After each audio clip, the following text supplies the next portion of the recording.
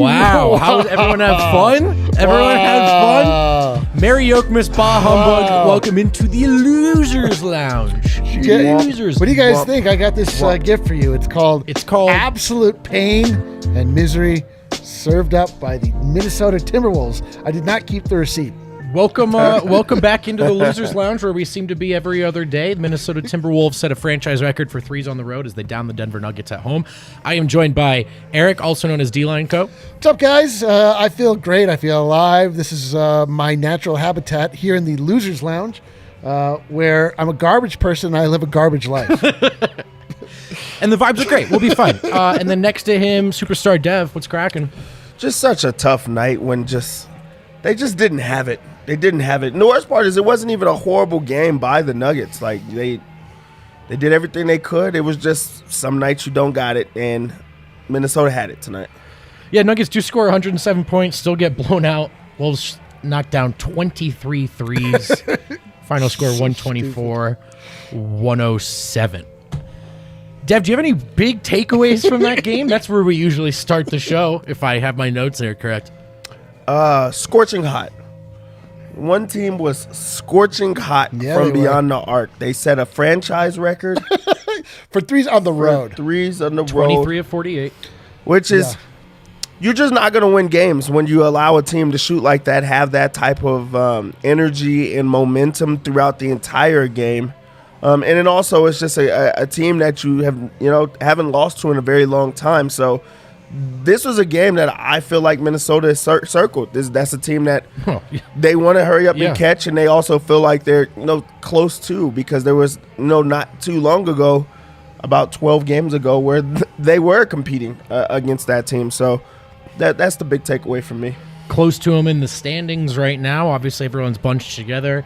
Eric, it had been a 12-game winning streak against the Minnesota Timberwolves for the Denver Nuggets. Yeah. And that is over in unceremonious fashion tonight. They say all good things to come to an end in painful and terrible fashion. I've just done the math here. The Timberwolves scored 69 points off threes. Nice.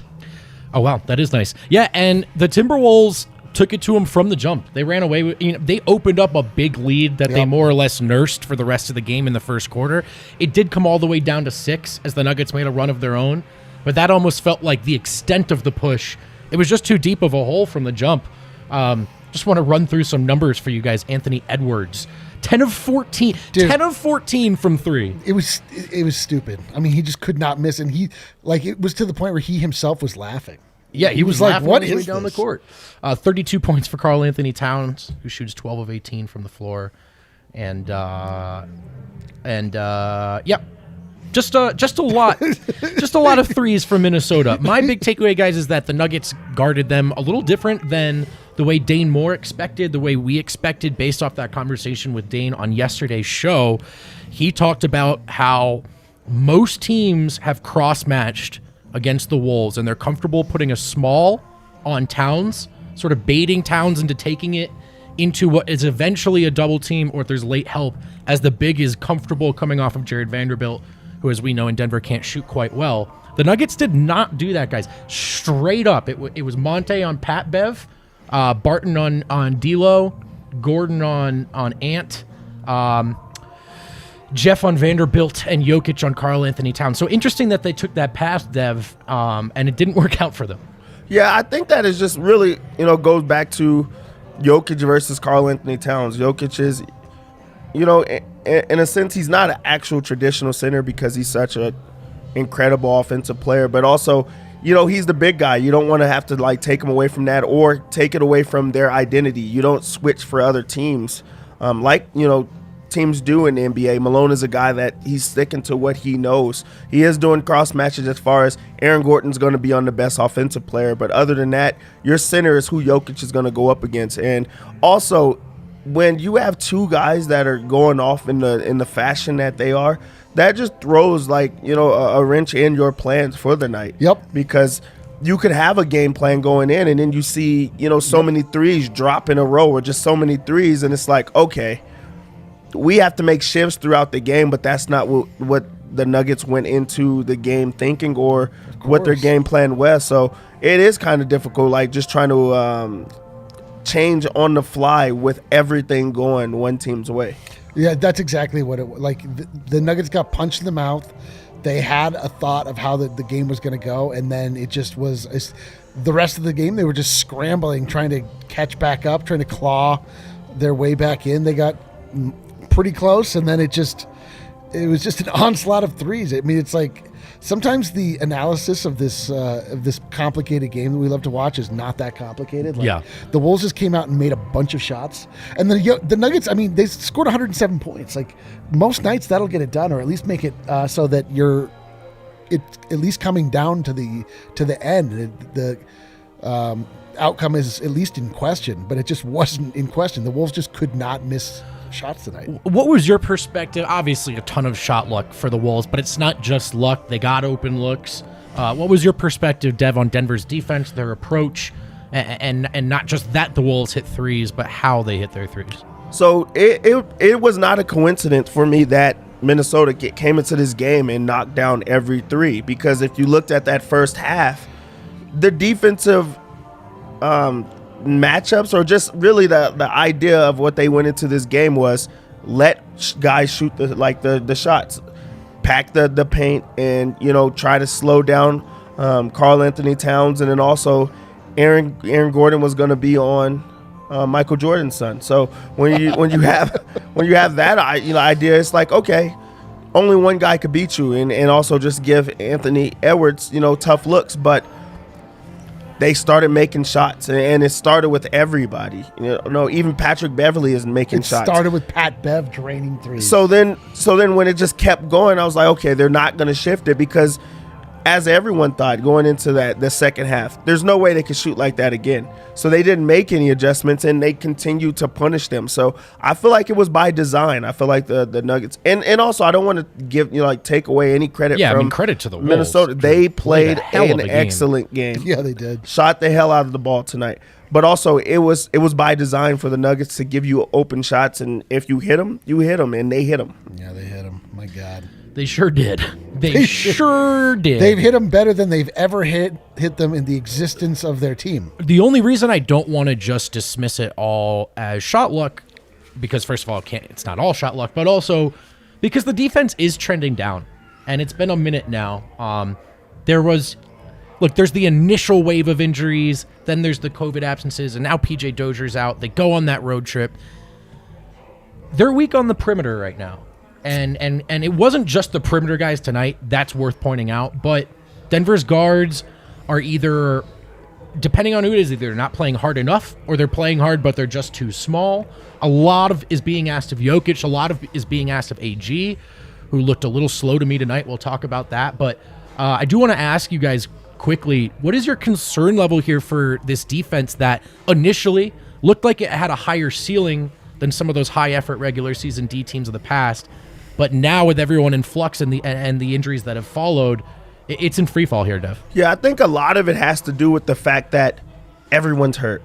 Everyone on the Nuggets is hurt. So now you're trying to save yourself. You're also trying to not, overdo it. Like, Jokic was bought in, early on in the season because he had help. There was other players that could step in and step up on some nights, and also it was the beginning of the season. Now with the duration of the season and how as much is expected on Aaron Gordon to defend every single night at a high level, Jokic to do it on both ends of the floor, Monte to have to do it while, not having backup point guards and things like that. I feel like the wear and tear of the season has just kind of picked up and, taking its toll on the Nuggets, where the emphasis isn't on only defense as it was early on, especially with them now kind of picking up the pace and things like that. But it's hard when you just have to mix and match a lot of different players at different times, and I feel like they've done a great job of that. They're still at 500,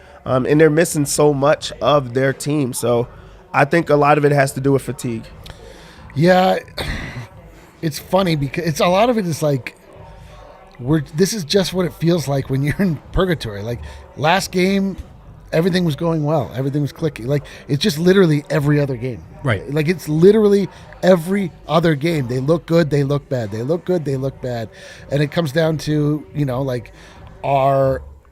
their limited pieces. Like, is everyone in lockstep that particular night? And they are or they're not. Right. And it's just like, it's frustrating because, you have a tendency when you're in the middle, mired down in the middle of a season like this, every game can feel like just the biggest thing that there is. And, in a manner of speaking, it is. Like, tonight feels really bad. Like, watching the Denver Nuggets just get absolutely smacked like that just feels really bad.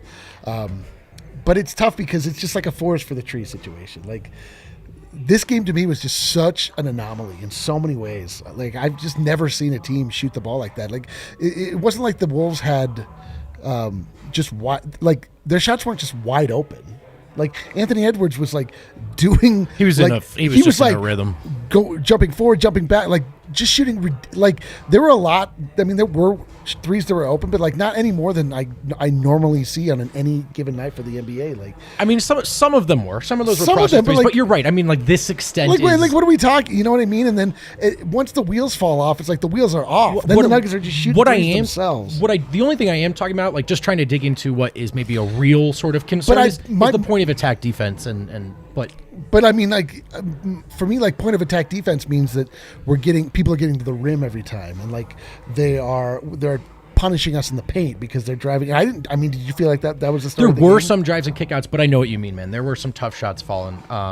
It was a great shooting night for the Wolves. And to Dev's point as well, I mean, it's team defense. It's a team concept, and I think we forget that. And once you start busting out lineups that don't play together, things are going to look weird when they're in flux and when guys are overextended on the other end. What a shitty game. Especially when you take that show in those circumstances on the road for a long road trip. So I'm not surprised that the D plummeted over this stretch. However, it is like, well, where are the reinforcements? You know what I mean? Yeah. What's going to change? Are they going to just be tired, overextended, in flux all year?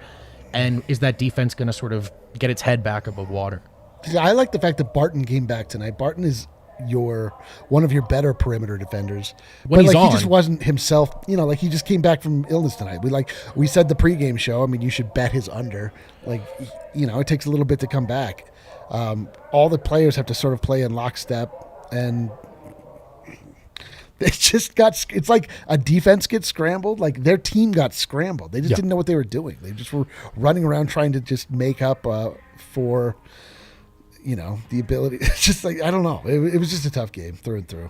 I think the defense is a concern for me, but I do think everything is in compounding territory right now, where everything's making everything else look worse. Of course. Just the concern is what is the reason to believe things will change? Because PJ Dozier not coming back, Michael Porter Jr. not coming back.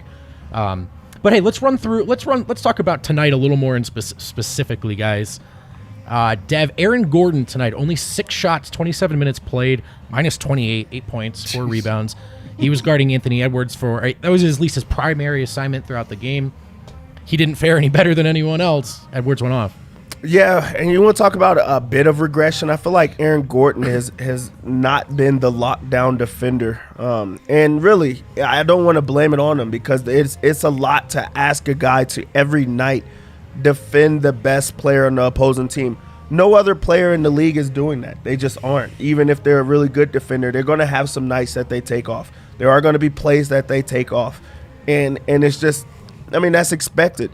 So it is becoming a bit difficult. Also, I feel like he's in this part of the season where he's been so good offensively, but, I mean, that they're asking for him to also be the second option a lot of the time, so the third option and things like that.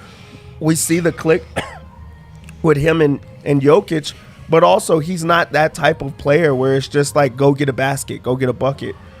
So, like, you are going to have those nights that he's not doing that. And also, I feel like with Aaron Gordon, a lot of the times when he scores, it's because he's way bigger than the opposing forward. Wolves are pretty big, aren't they? Yeah, big and strong. But Jared Vanderbilt is matching that. He's matching. He's just as big as he is. He's just as physical and aggressive and strong, and that's just like a tough matchup for him. So right now, I just feel like he's in, and I wouldn't even call it the dark days, but just like those moments of he needs some rest. He needs to get himself, going in different ways, and also fatigue just plays its way and especially when a guy is making shots, even when you are playing it tough. So this was just not a big Aaron Gordon night, and also Anthony Edwards had his way. So Eric, AG obviously active tonight, but last game questionable with low back pain. Yeah. Malone called him a warrior for fighting through it. Do you think that may be factored into? It's possible. Although we made a a graphic about him like 2 days ago. Malone was saying that he is cementing himself as one of the best defensive players in the league. Like, I mean, I don't know. This is like one of these games that just everything looks so bad that it's easy to just take small things and then make them seem like they are larger trends. Absolutely. Like if your body's not feeling right and you have to go up against a big guy like Jared Vanderbilt, like absolutely, like that could take a toll. He didn't look like particularly like hobbled to me. He just looked like we got into a place where we're shooting threes, and he's not a guy you're looking to shoot threes all the time. Like he didn't have the inside presence that you like to see from Aaron Gordon when he's like really going. For a variety of reasons, I guess. I don't know. I mean, he could be slowing down a little bit, but I don't know, man. How many times did you see Aaron Gordon go in and seal his guy off and try to go get a basket? Right, which has become a sort of patented move. That's been what the Nuggets have done. There's a reason that they didn't do it, tonight. Like, there has to be a reason, and it's just because Minnesota matches that type of game, and they kind of want that type of game where you have to do those type of things. Yeah, one early on, but Jokic hit him with like a great pass, but after that they kind of just pushed him out and just made sure that they were going to limit that and give you different looks. So really, I think Minnesota did a great job of just defending. Also, like when your shots are falling and everything's going offensively, it's easy to just ride it. Yeah, like that was an ass beating. They just kicked, I think beat the hell out of the Nuggets. And I just think Gordon looked tired tonight. 40 minutes on that back last night. So not surprised to see it. But yeah, he didn't seem like he was particularly interested in putting his stamp on this game on either end. Yeah, it might be a thing where, it just felt like so out of hand, and that's when you start to be like, okay, my back does kind of hurt. Like, like this one's maybe not going the way, like you don't just psychologically, you're like, well, F it. We live to fight another day. Although maybe we shouldn't. Maybe we should be dead. Maybe this should be our last fight. We'll go through the rest of the roster. We'll talk more about. I see some questions about Bones and all that. Plenty to talk about. None of it seems that fun. I know. What do you guys want? Can we talk about, like, you've seen anything on TV lately? Or? Well, I could talk to you about Breckenridge Brewery and the Mile High City Copper Lager. That Denver Nuggets themed can, sleek blue design. It's got the Nuggets logo right on there, so you know what you're looking for, know what you're looking at. Real easy to drink. Oh yeah, it is. Especially tonight. It picks the vibes up when the vibes are good, and don't say the second part. It blunts the pain. Anyway, the Mile High City Copper Lager. It's a Breckenridge Brewery beer. That's the official beer of DNVR.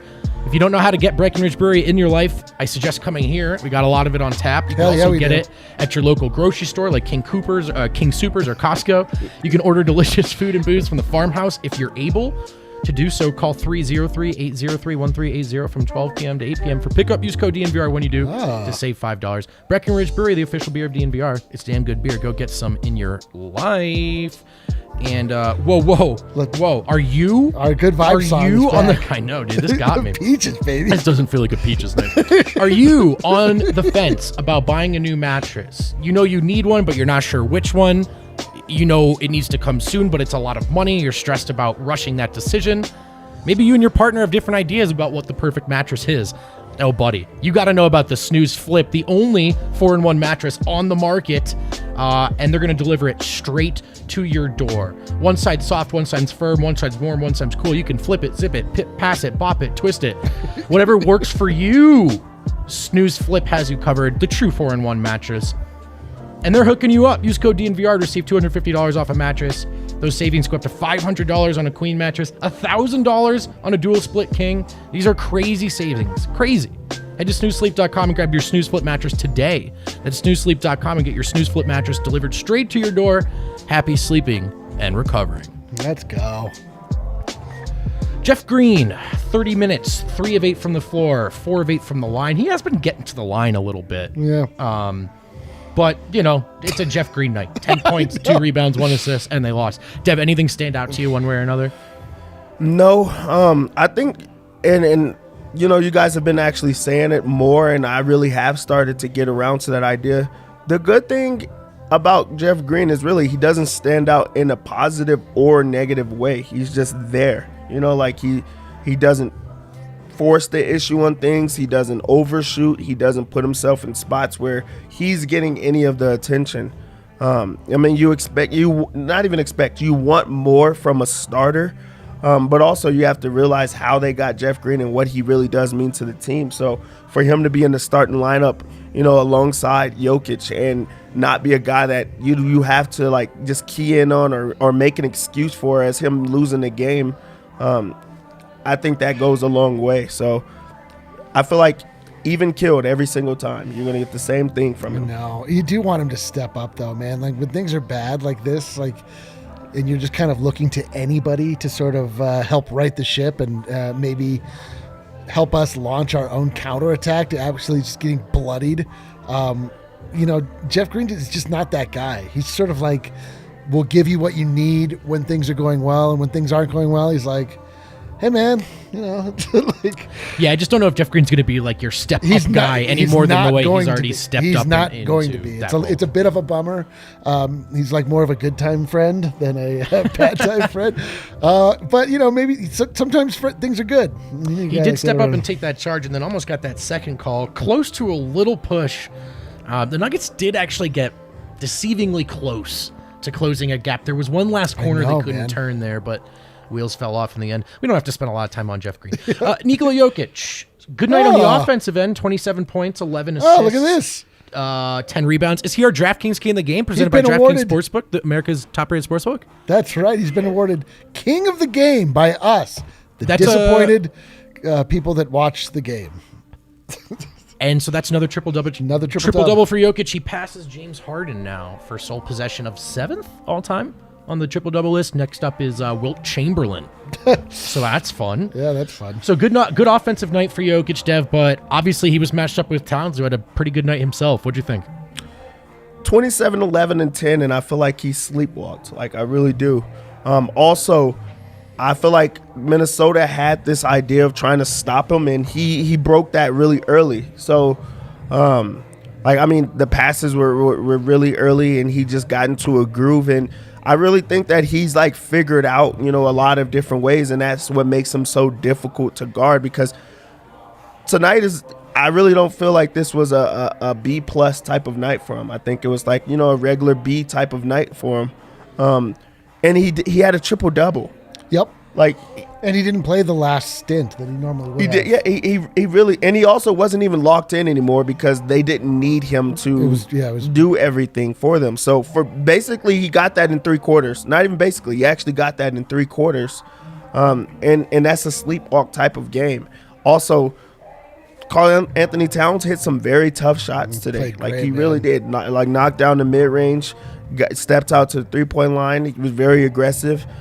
So you can't put it on Jokic for those type of nights, but I really do love the fact that he's seeing so many different looks right now, with him being the emphasis for the opposing team, that now he's gonna know what to expect later on in the season. He's seen everything that you could throw at him, and they're going to start getting healthier. They are going to start, knocking down shots. There is going to be an answer for the second unit. I just feel like things are going to get better, and he's just starting to, just pick apart defenses in different ways. So I think it was a good game from Jokic, and that's the best night that you're going to see from everyone else. Right. What do you think, Eric? Was that a great Jokic night? It was a great Jokic night in that it was just another night where he wasn't getting a lot from anybody else that he was sharing the floor with, and he just kind of showed that resolve of being able to just kind of do whatever was required of him. He was still a negative 17 tonight. Yeah, which is insane. But right? he was easily the best starter. Aaron Gordon was a negative 28. It's insane. But Jokic, he was workmanlike. He just did exactly, he was a little sloppy at times. If we're gonna really pick, some of his turnovers were. I mean, it was only 4 total, but there were some weird ones. There were a couple like really weird ones. He was trying to push the pace, like other people weren't quite on the same page as him. Threw the ball away from out of bounds. Threw the ball out of bounds a couple times, trying to make passes. But I mean, like, what are you gonna say, man? Jokic is unbelievable. He just has it. He just knows what to do. He just is so consistent now. You know what to expect from him from every single night that he steps on the floor. Like, this was just like another vintage Jokic performance. I thought his defense could have been a little better, but I mean, obviously he's put in a tough spot too when no one's defending. So it's not just him. But he did get outscored by Towns tonight, and credit to Towns, who Dev said earlier in this show that they looked like they had circled this game. They played like you need to play when you're trying to snap a 12-game losing streak on the road. They were ready for this game, excited for this game. Us. And all their good players stepped up, so credit to them. But I would say, I mean, I just felt it's crazy because you're looking at a efficient triple-double. I thought it was like a B+, A- Yoke game. It didn't feel maybe like he seized control as much as he has of other games. It's because they were never in control. But I mean, they were just in that hole from the beginning. So, I mean, it's hard. I mean, I don't want to criticize him too much, but look, his defense could have been better, and I do think it's hard to give anybody dropped a little bit. It's hard to give anyone praise for tonight, but it's also hard. It's like very hard to criticize Jokic for tonight's performance. Yeah, I mean, it's 27, 10, and 11. And I just thought he could have been a little better. He had some untimely turnovers where it looked like he was really tired. Yes. The Nuggets were on a run, and maybe it was kind of this sounds so dumb. I'm going to say lazy full court pass. It's awesome when he makes it, and like Jokic doesn't need my help deciphering when to try this stuff. But tonight they just kind of were. I thought he didn't look he looked a little tired. One of the biggest things that like stood out for me, and it goes back to like just how different it is playing with the guys that you don't normally play with. That connection with him and Markus Howard, late in the game where he was supposed to shape up, and he didn't shape up, and it just went straight out of bounds.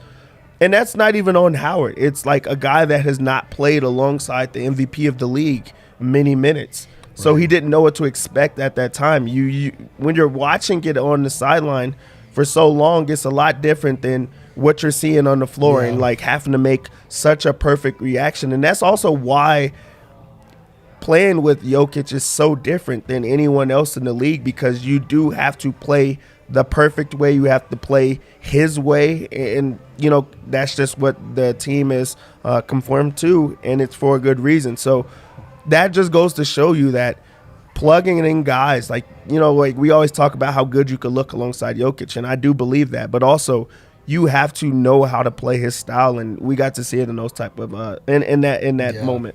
And I feel like he was kind of trying to like force the issue a little bit when things were not going well. He was like trying to get like crazy passes just to going. breathe some life into trying. Yeah. He was pressing because they were just down from the beginning, and he was just making some uncharacteristic mistakes outside of being just like transcendent. And even still, it's almost like 11 assists to 4 turnovers. Like the total turnovers wasn't that bad. Let's just say Jokic was not the issue tonight. He didn't lift everyone up on his shoulders as he has in the past sometimes. I mean, he did have 11 assists. Whatever. You guys know what I mean. We don't know what we're talking about. Will Barton looked like a guy who's been sick. Yep.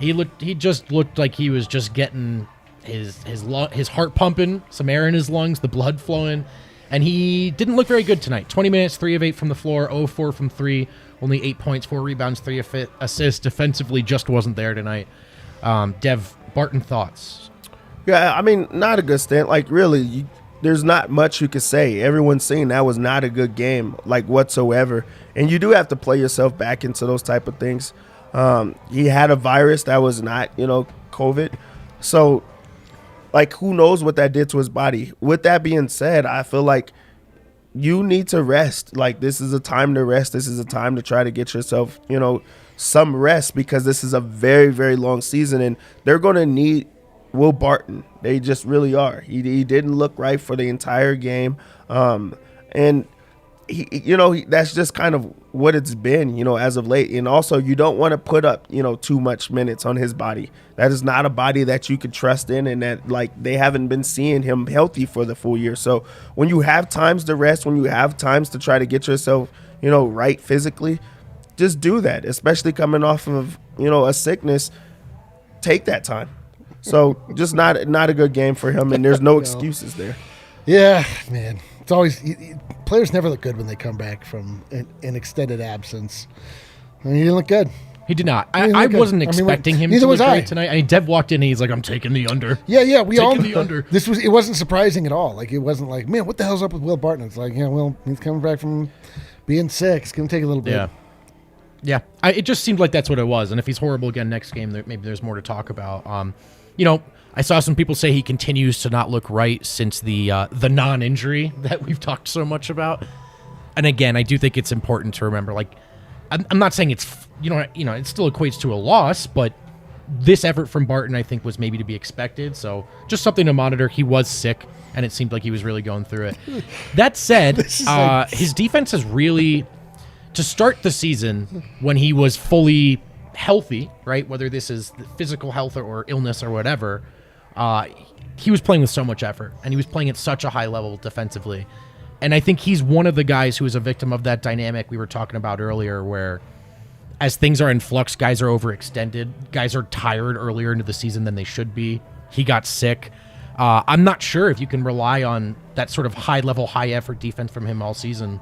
So just something to keep an eye on. But it's just like a list of bummers. We're just listing off bummers. Just like, this is just how it is. You thought that you could go back? We're going to give you something that's worse. I know. Like even like hitting Jokic, we were like, it's still kind of a bummer. Are there any topics that are non-bummer variety that we could go over? Just the one. What about Markus Howard? Not tonight. Yeah, I mean, look, here's the deal. Tonight didn't go well. They got look, I mean, had they won this game, the Nuggets are sitting with the exact same record through 28 games as they had last season, despite all the road games. I know. Despite all the injuries, and the vibes would be tremendous. So perspective's important, but they didn't, and they got their butts kicked. So it's not going to be a super fun one when we go player through player. Monte Morris was awesome in the first half, at least offensively. Defensively, though, tonight, part of the problem with the rest of the guards. Still, 15 points, 5 assists, 3 of 5 from deep. Kept them in it in the first half. What do you think of his night overall, Eric? Just like you said, he started off on fire. I don't think he missed a shot in the first half. And then he missed a lot of shots in the second half. It seemed like he was another member of the Nuggets who sort of changed the way he was playing to try and play like extreme catch-up. Like, started firing up threes, started like pressing a little bit, missing his patented Monte mid-range. I don't know, man. Just everyone was out of sorts. Just all plans were off, and nobody was playing the right way. Dev, Monte is definitely coming into his own offensively with this starting group. But those starters, the defense hasn't been so good lately. And Monte, that's just not his strong suit. He's undersized. He's just not a great defender. What do you think of his night tonight? And what do you think of where he's at in his season overall? I mean, I think that I think it's the same thing of like Aaron Gordon. You're putting him in a situation where he has to help because that's just what Jokic needs. He needs other guys to be able to score the ball. There's going to be a lot of emphasis on Jokic every single night where the opposing team's whole game plan is to stop number 15. So Monte has stepped up. Like, he really has stepped up offensively and getting himself going in those ends. But also, it goes back to the same thing where you have to recycle it. There's so many changes, so many shifts, and Malone has to be creative with those lineups where Monte Morris is playing with guys that are, he hasn't played with in a long time. He's having to step up and he's trying to press the issue, and that's where you can see where he comes in with 4 turnovers. That's not Monte Morris. Yeah, 4 turnovers is just not what he doesn't turn the ball over. So that's a guy that's like out of his comfort zone that is just trying to make things happen. Yep. So you can't be on him or you can't press because he did have it going early. He did keep them in it, and this is a game that they got blown out in. What if he doesn't go on those type of runs early on or try to keep them in the game? This would have got uglier very fast, and they wouldn't have had chances that they could come into it. So one off game for Monte, but he's on the up and up, and this was a game that he started so well, and then at that point when you're down by so much, you try to just do anything at that point.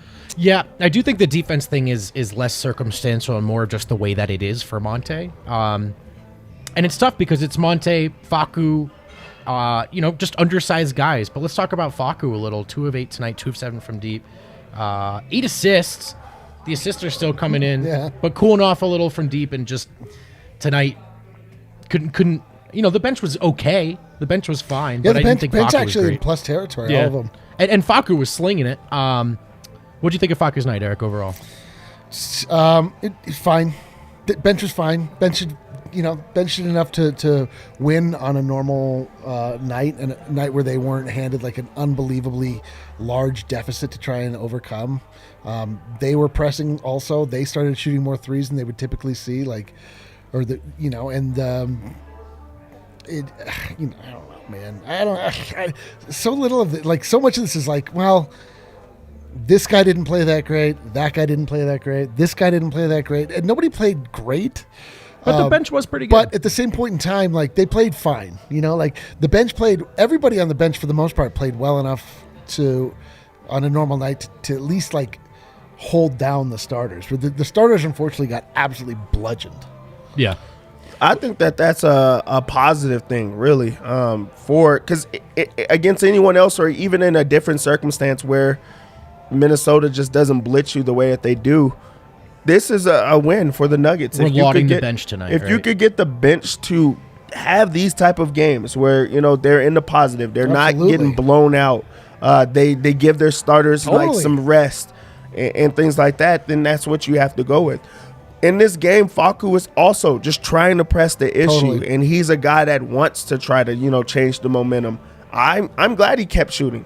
Like, this is the game that you can try to get some shots up. This is the game where you have the ball in your hands, especially with Bones Highland, not playing in this game. So he had the opportunity, and I feel like even though the shot wasn't falling, he made the best of it. He had 8 assists in the game. He got the 3 rebounds.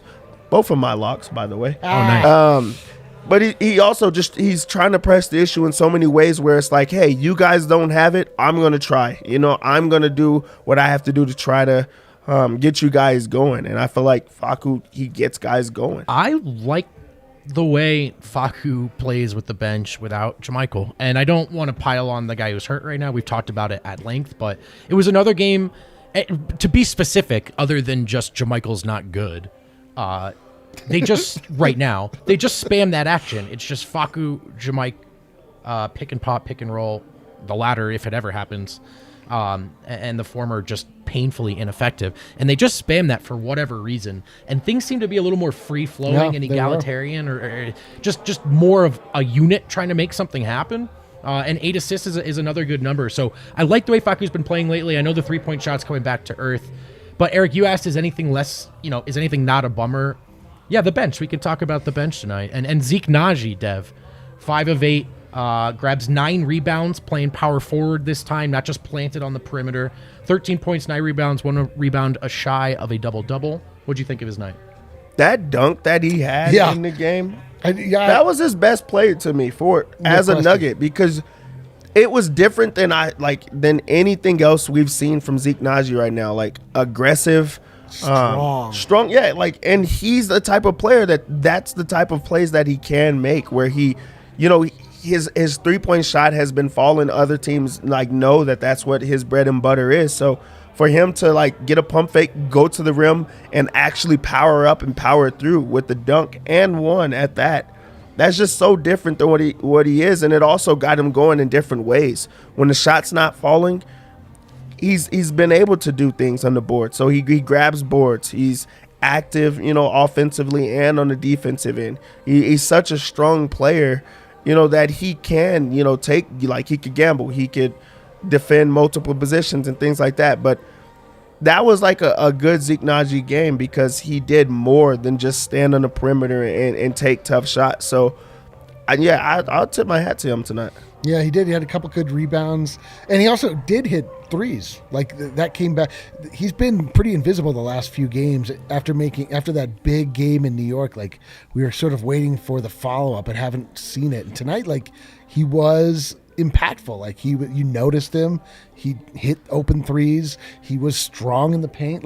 That's definitely not a trait that we've assigned to his game so far in his Nuggets career. He's been more I don't know, more finesse than power out on the to perimeter, this point, right? both defensively, offensively. He looked good tonight. Like he was trying to make a difference, and he was doing it the right way. I think part of it was that he was playing as a big tonight. He was a power forward. He Yeah. wasn't just stuck on an island from three and sort of ignored. That put him in rebounding position.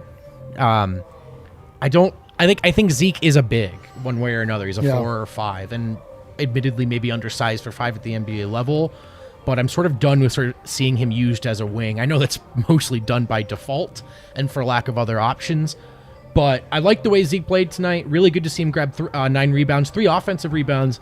Also that dunk, that massive poster dunk. Really one of the only energy plays of the night for the Nuggets. It was awesome. That was like the greatest little moment there in the worst game I've ever seen. He even got a little flex off. All right. Tried to give.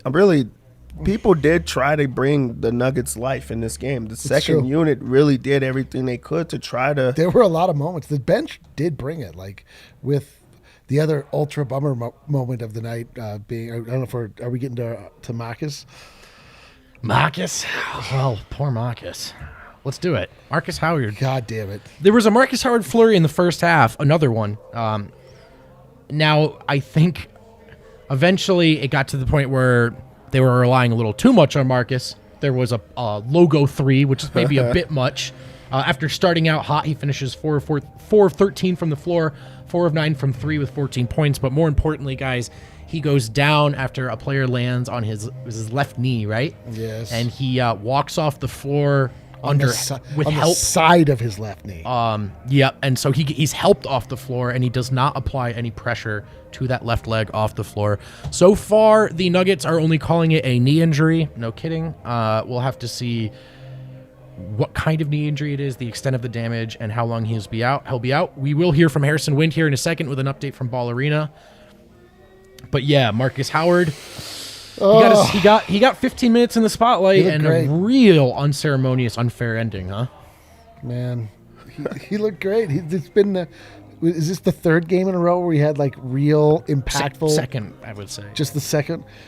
But it's like, all right, like, you know, we've heard tale of this guy, this legendary scorer from the NCAA that could just knock down threes with the greatest of ease. Didn't have any other real skills to offer, but man, he shoot those threes, and he just has not hit them when he's been playing with the Denver Nuggets. But like, he's been hitting them lately. He's been looking incredible. Like, and he finally was starting to look like he was feeling comfortable, get his rhythm, and of course, like, he gets injured in a way that does not look good. What'd you think, Dev? With Marcus, like, even in this game, like, when you see the highs, they're really good highs. Yeah, He's man. going to knock down shots. He's going to, have so Getting much steals. space and gravity out there that gives other guys the opportunity to run the lane. And he keeps guys, so far away from the rim because he can shoot it from everywhere. But there goes the problem: is he feels like he can shoot it from everywhere. I know, it does get so away like from him real quick. after that flurry came, then it was a lot of bad plays in a row. Yep. And also where you see his weaknesses, he's not good in front of that 3-point line. Like he cannot finish near the rim true. or anywhere that's inside His of the floater's 3-point not line, good, which right. makes it really tough. He got shots blocked out of bounds. He's turning the ball over because like he's second guessing himself. Just the confidence and swag that he has from beyond the arc, just not the same inside. And he's a small guard, so he's gonna have to be able to score in different ways. And that's something that Monte learned like early on. You're not gonna be able to just shoot the ball. You're gonna have to do it in different ways. So, it was a positives in the game early on, but then you got to see like what's been keeping him off the floor. And then he knocks down another 3. So you're like, you're happy. And then that happens to him. Oh, my God. And with, the team already having so many different injuries and him finally getting the opportunity and making the best of it, because shooters shoot, and shooters are going to always be in the league and find a way to be on a team. And then that happens to him. We don't know anything yet, and hopefully like it's not as bad as it looked, but it looked pretty bad. Like for him to be able to put no pressure on it, go straight, to the back, and also like the type of pain he rolled around for a long time and then got up and couldn't put any pressure. God. That's not a good look for him. And also it puts the Nuggets also in another bad spot. They've already had the injury bug. So there's the injury bug and then whatever they're going through. So brutal. Oh, my God. This season is so brutal. I do have good news, though. Let's hear it. We've got a new partner. Oh, We're teaming up with Lightshade Dispensary. Let's go. The And, real cure to this. I don't want to bury the ills. lead. I'm just going to, the code is for 25% off your entire order every time. So when you go to a Lightshade Dispensary, there's 10 locations in Colorado, soon to be 11 between the Denver metro area and Aurora locations. Just say DNVR. They're going to give you a quarter off that order. That's an awesome deal. Please take advantage of that one. And we also want to talk to you specifically about the products coming from Escape Artists, which is the highest awarded topical brand in Colorado. They prioritize quality and consistency. They've got topical stuff with ratios available in 1-to-1 or higher ratio CBD 20-to-1. They got you covered across the whole spectrum. They use the best materials and ingredients to deliver the premium experience. They have 800 to 800 creams, the highest potency creams available. I would hope so. 800 to 800. Shouldn't that just be 1-to-1? Yeah, but like a lot more. But no, you're right though. That's how ratios work, right? Hey man, I'm reading the copy. Founded and formulated by food and pharmaceutical scientists that believe in a brand that should truly exemplify Colorado lifestyle. Escape Artists, we want you to try it. Where can you find it? With Lightshade, Colorado's premier dispensary. Use code DNVR for 25%. I would not mind escaping right now. You know what I mean? Just put a little 800 to 800 on my forehead or whatever, and then just float away. Will not be thinking about the Minnesota Timberwolves. That sounds like pretty dope. 25% off, you say, huh? That's right. Can I tell you that Lightshade is the closest business to my home? Oh, really? Yes. I tell people this all the time.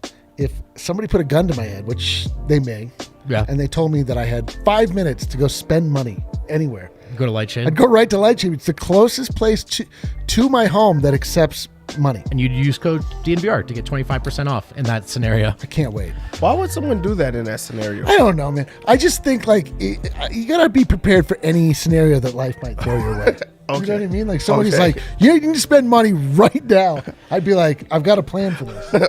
All right. Well, we can't guarantee winners lounges every night this Nugget season, but we can guarantee Every other night, though. We can guarantee you a chance to still win every night. You can get skin in the game right now with new same game parlays from DraftKings Sportsbook, America's top-rated sportsbook app. Combine multiple bets from the same game for a bigger payout. The more legs you add, the more money you win. The more D-line yells at the bar. That's science. Let's go. Also, for football fans, right now, new customers who bet just $1 on any team to score, can win $100 in free bets. It's that simple. DraftKings is safe, secure, reliable. Best of all, deposit, withdraw that cash whenever you want because it's yours, and they know that. Download the DraftKings Sportsbook app now. Use promo code DNVR. Bet $1 on any team to score and win $100 in free bets. If they score, you score with promo code DNVR this week at DraftKings Sportsbook, an official sports betting partner of the NFL. Must be 21 or older, Colorado only. New customers only. Restrictions apply. See DraftKings.com/sportsbook for details. Gambling problem? Call 1-800-522-4700. And finally, we're back with another Lightshade read. There's 2 Lightshade read. Go to Lightshade, use code DNVR, and get... Here's the deal. It's Colorado. Marijuana is legal. And so all immature jokes aside, I know some of you, perhaps many of you, like to partake. Make sure you get it from our friends at Lightshade, the premier dispensary of the state of Colorado. Again, 25% off. I'll see you there. Okay, we're back. And do we have Wind on the line yet? Not quite, but we do have a super chat. We do have a super chat. Let's hit it from Wind? Oh. From Peps, hope Howard's okay. Chat's drunk. Wolves were hot from 3. It happens. No need to panic. Easy schedule is coming.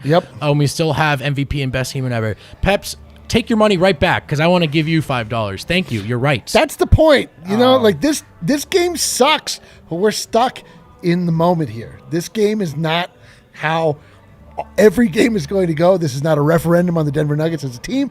This is not a summation of the season as a whole. This is a bad game, and we're stuck in purgatory. And sometimes it's going to be like this. And it turns out it's going to be like this every other game. So next game's going to be dope, dude. Maybe not. Maybe not. Pep's right. There is an easier stretch of schedule coming.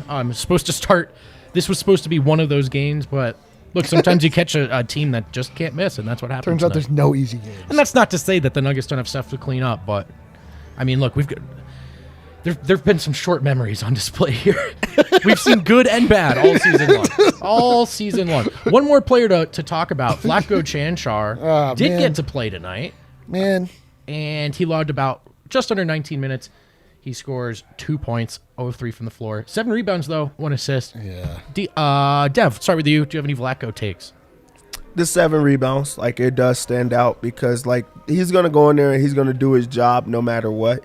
If you're expecting Vlatko, you know, a guy that is, like, so far down on the bench to, like, be able to impact your team in those type of ways, you're just asking too much from him. You're setting yourself up for failure.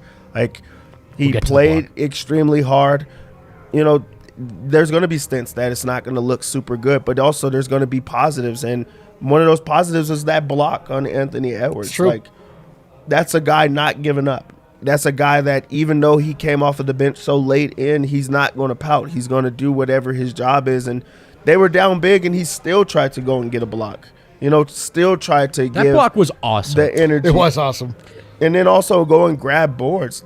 Like, Vlatko is a professional, and those type of moments, like, they stand out. And it sends a message to the team. Like, hey, this is a guy that didn't play, you know, for the entire night. This is a guy that, you know, has a lot of DNPs, coaches' decisions and things like that. But he's still going to go out here. He's going to rebound exceptionally well. He's also not going to give up on plays. Everyone else can take those type of moments, you know, even if it's not an excellent game. And Vlatko does that for you. It's also why I'm surprised that we don't see more. Like, when there's 50-50 on who he'll go to next, I am always surprised that it's not Vlatko, not because of precedent, but because that just seems to be a Malone. Vlatko shows up with his work hat on, his hard hat on, and he goes to work every day. And you could be a blowout. He's still going to chase that block down. My thing with Vlatko tonight is that yes, he was giving the effort. Yes, he had the chase down block. He missed a lot of really easy shots. And the problem with Vlatko is that he went to the Olympics and he showed us how good he can actually be. And Vlatko is somebody I'm looking at all the time to, like, rise up and take that spot away from J-Mike. And I know that he has the talent to. And, like, when he comes out in a game like tonight, when he gets the opportunity, like, I want him to jump up and seize it. Like, I was bummed out with Vlatko's performance tonight. I know he got the rebounds. I know he had that block. But, like, he missed, like, bunnies. He missed, like, a bunch of shots where I'm like, bro, come on. Like, show us. Like, this is your opportunity. J-Mike is gone. Like, remove all doubt. So, like, Wally pipped this guy, dude. Right. Like, Vlatko is a guy that we, like, consistently cheer for, and I just always want him to be the guy that we all think he can be, and he just, you know, when he doesn't really rise up and he just is a hustle guy, it's like, okay, you know, like, we can get a million hustle guys. Like, we can get another Davon Reed. Like, you know, it's like, Right. Like, come on, Vlatko, like, give us something here, man. Yeah, I mean, to be fair, it's really hard in limited opportunities, but I know what you mean. And I always thought the logic was that for however well guys are or not playing, on paper, JaMychal Green might be a better option to try and guard traditional bigs as an undersized 5 than Vlatko. But here's the deal, that just isn't working. So maybe Zeke at 5 and Vlatko at 4. But whatever, yeah. All the same. I've been a little surprised he hasn't. Me had more too. Like, I opportunity want him. Like, he's been on this team for a long time now. Like, you know what I mean? Like, Yeah. And he's always just the guy that we're like, all right, well, are we keeping him because he's Jokic's homie? You know, like, we think he's pretty good, but then again, in the Olympics, he was awesome. Hey, he knew his role though when he was playing every day, and I mean, he's not getting a lot of opportunity in Denver. That's right. So he got an opportunity tonight. You know, like, so take advantage, my guy. Yeah. All right. Fair enough. Well, we're gonna hear from Harrison Wind in a second here, guys. But first, it's time to go around the association. As long as we can go away from this game. I was going to say, this is a very... Oh, Wind's here. Just kidding. Oh, right. There was buzzer beaters everywhere. That's all you had to know. Buzzer beaters everywhere. But, including right now. But Wind just had a buzzer beater for the Around Association. And there he is, the man with the wind in his hair, Harrison Wind, joining us live from Ball Arena. Harrison just spoke with Michael Malone and the players. What do you got for us, Wind? What's the vibe like in Ball tonight? Tough vibe here tonight. Tough vibe. Denver had, a chance to beat a below 500 opponent before heading out on this 3-game road trip, and they couldn't tonight. And the biggest reason why was because Minnesota was absolutely on fire from three. Absolutely on fire. Anthony Edwards, 10 of 14 from three, 38 points. Anthon-towns had 32. And that was kind of the theme that Michael Malone stuck on. He had this great quote about Anthony Edwards. He said, Anthony Edwards had 0 free throw attempts tonight. And that's a fact. 0 free throw attempts for Anthony Edwards and 38 points. He just danced with the ball and shot 3 after 3. We just refused to get into him. So he just didn't think Denver, made Minnesota feel them tonight. And I kind of saw that. I felt like Minnesota kind of came out with an edge, played harder, was quicker to the ball from the jump. And also they were just ridiculously hot from 3. They could not miss, man. They looked like a team that was ready to break a 12-game win streak or losing streak for sure. For sure. Yeah, absolutely. Markus Howard, of course, went down with, it was kind of a freakish injury. He stepped on the ball and then rolled into a splits, and then somebody landed on him, I think. But no real update. Michael Malone did say there's hope that it's just a hyperextension. There's hope that it's just that, but he's going to get more testing done. He really wasn't putting any weight on it when he was walking off the floor or being helped off the floor. So we'll see. We'll probably get an update on that tomorrow or in the next couple of days. Malone also said the only positive from tonight was PJ Dozier walked into the locker room before the game. I think that's the first time he's been back around the team since he had surgery. Oh, that's awesome. Malone said that brought a smile to everyone's face. We all love PJ. We all miss him. They definitely missed his defense tonight. Yeah, they sure do. They sure do. Not a point of attack defender in sight. What's the word for Mr. Malone tonight? What kind of mood was he in?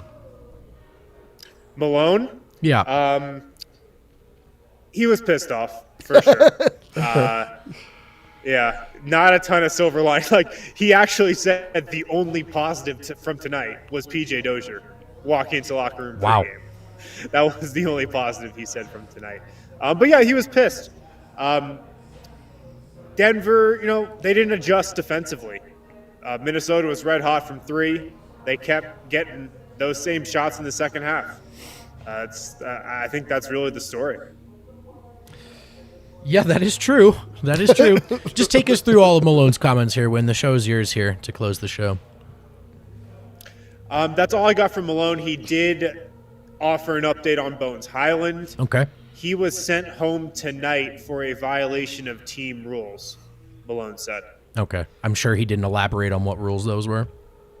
No, he didn't. Is that why you guys sent Adam home too? Violation of company rules? Yeah, Yes. he was just bothering everyone. Yeah. He was getting a little handsy. The guy's he's a lingerer. He was lingering. I thought the handsy part was actually in keeping with company rules. Oh yeah, that's right. That is how we do things, man. No, he's not feeling so hot. So we missed the big fella. Nuggets miss Bones tonight. But there you go. There's your answer, chat. You were asking. So disciplinary thing. What players did you hear from tonight? We spoke to Zeke and Joker, and I asked Zeke about how can he generate more 3-point looks for himself, because that's kind of been the theme, I think, with Zeke ever since that breakout game at Madison Square Garden. He just hasn't had a lot of attempts from 3. He went 5-9 from 3 against the Knicks, hasn't shot more than 2 threes in any of the 5 games after that before tonight. But he got up 4 threes tonight, went 2 of 4, played a pretty nice game, 13 points, 9 rebounds. And he said that he thinks he's not getting as many open looks now because teams know he can shoot it after that game against the Knicks. They're kind of paying more attention to him. So he's got to, move without the ball more, find open spots in defense. And he said he's got to do a better job of that to keep getting off more threes, like he did tonight. 4 threes, that's a good number for him off the bench. So I think that could be another positive after the PJ news. That could be another positive to tonight's Zeke's game. Nice to see them try to get him involved, too. I feel like after that big game, he was mostly just kind of stuck on an island on the perimeter and not even really looked to. So it was a good Zeke game for sure. Yeah. Zeke also said he's been learning a lot from Nikola Jokic, just in terms of playing angles, how to read defenses, just the finer points of the game. He said he's loved being around him this season and has taken in a lot of knowledge from him. So I thought that was pretty cool. And then we talked to Nikola. Like I said, he kind of repeated Malone's comments that, the defense just wasn't up to par tonight. And he said it wasn't just Edwards. Anthon-towns also had a big game. So Denver didn't do a good enough job defending him either. I mean, Anthon-towns, 32 points, 12 of 18 shooting. That's like a Nikola Jokic stat. Yeah, line, he was 12 of 18 great. shooting. He was great tonight. So Denver just didn't do a good enough job on anyone. Nikola said he feels, really bad for Marcus because, look, Markus Howard sat on the bench his whole rookie season until the end of it, sat on the bench to start this season, and then now is in the rotation. He's finally playing. He's actually providing Denver some much-needed scoring off the bench, 21 points against the Spurs, hit 3 threes against the Wizards, hit 4 more tonight. He's been giving Denver some pretty decent minutes, had some rough spots tonight as well, but all in all, I think he's given Denver a lot more than the Nuggets thought they'd get from him right now. He finally gets the opportunity, and he has an injury like this. Nikola, you could kind of tell he was just kind of feeling for him. Yeah, man, Marcus, a couple of tough luck moments, right, in terms of his opportunities and not getting to fully grasp them. It does almost feel like Malone calls his name and says, all right, go shoot. You're out here to do one thing. We need you to help with one thing. But well, the guy pulled up from 3 on a 2-on-1 fast break. He did do that. I wasn't a fan of that one per se, but you have to think only he's getting Jamal some Murray sort of can green get away light. with that. Yeah, that's right. Yeah, only Jamal Murray can get away with that. Anything else for us, Win? That's all I got. 3-game road trip. Here we come. Atlanta, Brooklyn, Oklahoma City. Should be a fun Jumping one. all Hold over your the breath, place. everyone. Win, thanks so much, man. Appreciate you. Get home safe. Looking forward to your piece tomorrow. And that's going to do it for us here in the Losers Lounge. The good news, folks, is we got the Losers Lounge out of the way. So that means a Winners Lounge should be coming any second now. Any second now, baby. Love it, dude. Boy, this sucked tonight, guys. The game was terrible. Your company was awful. Thank you. You didn't even hang out with me. Yeah, I know, because it was bad vibes. I'm looking forward to turning the page on this entire night and forgetting it ever happened. I don't know about you. I'm exactly that. Okay, all right. Also, I'm actually going to change my my wish because we had a Santa here earlier. That's right. Yeah. Yeah, I just wish I wish for that to be over quicker, and I the whole time, and I'm glad that it's done, and we're over that. Now it's time to reset and get right. Let's go. Hey, man, we'll see. All it takes is one more good game, and we feel differently. We know how this roller coaster is. It's not our first time around. Enjoy yourselves. Take care of your mentals. We'll see you next time. And your chicken.